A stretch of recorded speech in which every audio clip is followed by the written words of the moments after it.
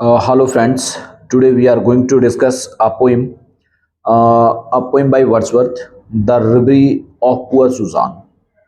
एक पोइम है the रिबरी of poor Sujan. थोड़ा सा आपको इसके बारे में बता दें। देखो, रिबरी का मतलब होता है डे ड्रीमिंग, दिन में सपने देखना। ओके, तो दिन में सपने देखने को हम लोग क्या बोलते हैं? रिबरी कहते हैं। ठीक है, अच्छा इसमें देखो क्या है, इस जैसा कि टाइटल में नेम दे रखा है रिबरी, उस टाइप के यानी क्या है उसमें कुछ दृश्य भी आपको नजर आएंगे। इस पोइम को 1797 1797 में इस पोइम को और एल फॉक्सडन नाम की यानी कि जगह पर लिखा गया था। ओके, और पब्लिश हुई थी ये पोइम 1798 लिरिकल बैलेड के कलेक्शन में आई हुई थी। और इस पोइम के बारे में आप कुछ चीजें जान सकते हो। देखो यहाँ पर क्या है, एक सुजान जो है ना, एक लड़की है, और सुजान एक गांव में रहने वाली लड़की है, लेकिन इस समय पर वो रहने के लिए कहाँ, शहर में जा चुकी है, शहर में पहुंच गई है।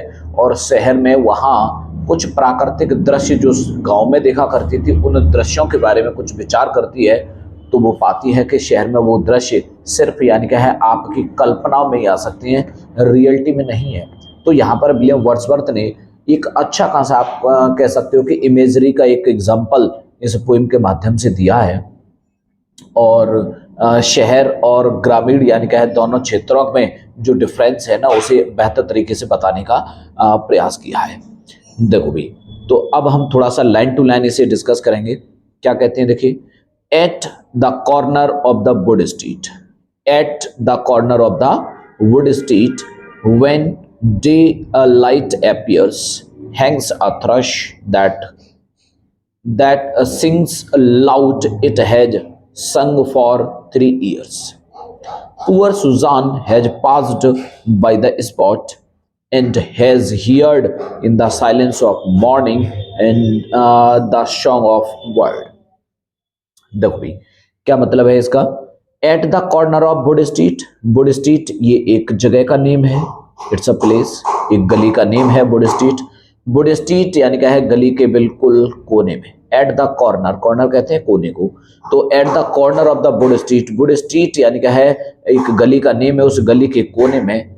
व्हेन डे लाइट अपीयर्स, जब क्या होता है कि दिन जो है ना वो निकल आता है। ओके, डे लाइट का मतलब दिन का जो प्रकाश है ना, अपीयर्स का मतलब दिखाई पड़ता है, यानी इसका मतलब क्या है, जब सुबह का समय होता है, दिन हो जाता है, तब क्या होता है, Hanks a thrust that sings loud. वो वहां से क्या देखती है, थ्रश एक पक्षी का नेम है ये। ओके, तो एक यानी क्या है पक्षी को देखती है। That sings allowed, that sings loud जो बड़ी तेज से क्या कर रहा है, तेजी से यानी क्या है गीत गाता है। इट हैज संग फॉर 3 years, और ऐसा वह पक्षी कब से कर रहा है, वहां 3 साल से कर रहा है, यानी कि 3 साल से वह पक्षी वहां बैठ करके गीत गाता रहता है। Poor Susan has passed by the spot, बेचारी सुजान जो है ना वो उस जगह से वहां से गुजरती है। एंड हैज हियर्ड, और उसने यानी क्या है सुना है। In the silence of morning, सुबह की यानी क्या है शांति में। The song of the word, उस पक्षी का गीत। तो क्या हुआ, देखो यहां से देख सकते हो, पुअर सुजान, उस बेचारी सुजान ने क्या किया, has passed by the spot, उस जगह जहां वो पक्षी बैठ करके गीत गा रहा है, वहां उस जगह से सुजान गुजरती है। And has heard, heard in the silence of morning the song of the word. तो क्या है, एंड हैज हियर्ड, और उसने सुना। द साइलेंस ऑफ मॉर्निंग का मतलब हुआ यहाँ सुबह के यानी क्या है एकदम शांति के अंदर उस पक्षी के गीत को पुअर सुजान ने यानी क्या है उसको सुना।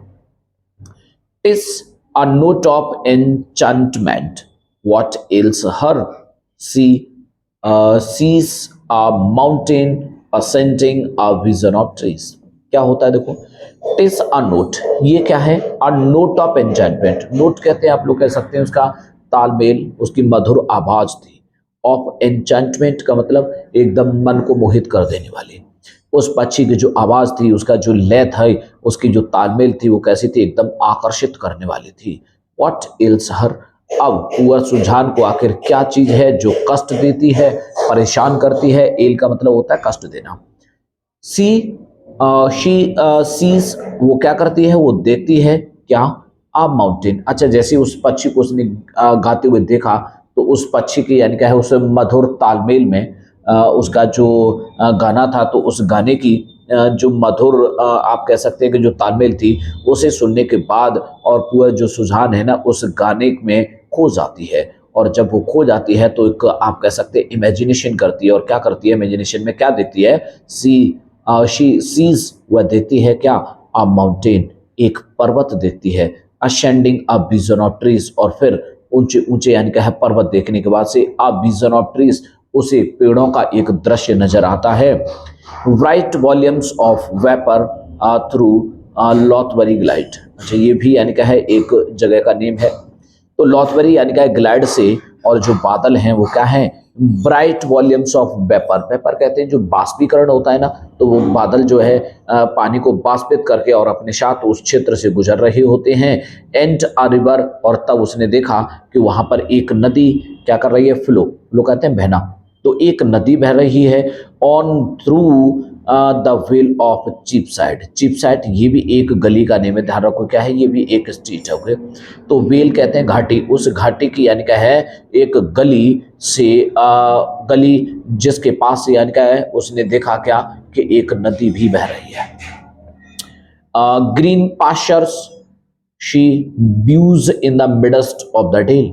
क्या हुआ, ग्रीन पास्चर्स, हरे भरे यानी क्या है चारागाह। ओके, ग्रीन पास्चर कहते हैं हरे भरे जो चारागाह थे वो, तो हरे भरे चारागाह। सी व्यूज, व्यूज का मतलब होता है देखना, तो हरे भरे चारागाह वो देखती है। In the midst of the dale, dale कहते हैं घाटी, घाटी के बिल्कुल मिडस्ट का मतलब बीच में, तो घाटी के बीच में वो क्या करती है, वो आप कह सकते हैं कि हरे भरे चारागाह देखती है। डाउन विच, उससे नीचे, she so often has tripped with her pale, और उससे नीचे उतरकर यानी क्या करती थी, वो अपनी पेल कहते हैं बाल्टी, अपनी बाल्टी लेकर के यानी क्या है उस घाटी से नीचे उतरते हुए वो जाया करती थी।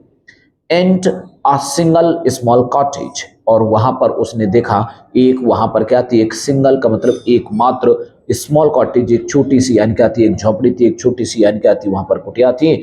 आ नेस्ट लाइक ए डॉब्स, और किसी डॉब्स कहते हैं फाख्ता पक्षी, फाख्ता पक्षी के यानी क्या एक घोंसले की तरह थी वो।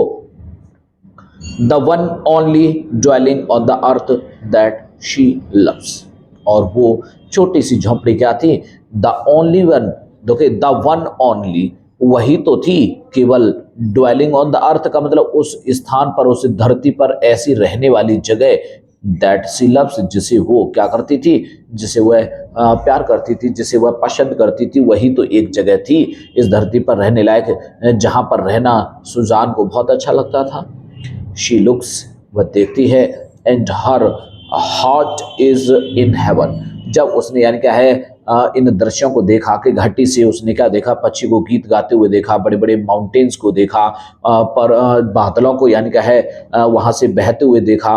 ओके, और यू कैन से लाइक तो ये सब क्या है ना, प्राकृतिक जो दृश्य है ना इनको देखा, और इन प्राकृतिक दृश्यों को देखने के बाद तो क्या फील करती है, सी लुक्स, ऐसा लगता है उसको, and her heart is in heaven, ऐसा फील करती है कि उसका हृदय जो है ना बिल्कुल कहाँ पर है, स्वर्ग के अंदर है। बट दे फेड, लेकिन बहुत जल्दी क्या होता है, ये सभी दृश्य उसकी आंखों के सामने से गायब हो जाते हैं, फेड हो जाते हैं। और क्या कहते हैं देखो, द मिडस्ट द रिवर, या the mist and the river, वो यानी कि धुंध जो चारों तरफ यानी कि छाई हुई थी वो, एंड द रिवर, जो नदी का जो दृश्य उसने देखा था वो गायब हो जाता है।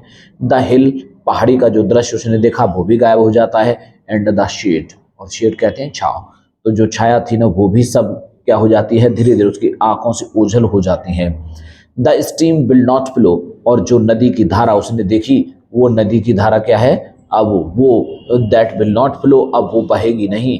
And the hill will not rise, अब कोई पहाड़ी यानी कि उठ खड़ी नहीं होगी, यानी कि कोई उसे ऊंची ऊंची पहाड़ियां भी अब नजर नहीं आएंगी। And the colours have all passed away, और वो सभी जो रंग उसने अब तक जो देखे थे, क्या हुआ है, फ्रॉम हर आईज, अब उसे वो सभी यानी क्या है कलर उसकी आंखों से क्या हो जाते हैं, ओझल हो जाते हैं, क्योंकि वो क्या कर रहे थे, वो सिर्फ दिन में सपने देख रही थी यार। और सपने किन चीज़ों को देखती है? जिन चीज़ों को वो अपने गांव में देखा करती थी, उन दृश्यों को अब वो इमेजिनेशन में देखती है। लेकिन आप जानते हो कि इमेजिनेशन तो इमेजिनेशन है, उसे रियलिटी में वापस आना होगा। और जैसे वो रियलिटी में वापस आती है तो वो बड़े बड़े यानी कि पहाड़ों के दृश्य, वो नदी, ओके, वो पक्षी, ये सब क्या हो जाते हैं, उसकी आंखों से गायब हो जाते हैं। और फिर उसे यानी क्या है, शहर की जहाँ पर कोई प्राकृतिक सुंदरता नहीं है, वो रियलिटी उसकी आंखों के सामने आती है।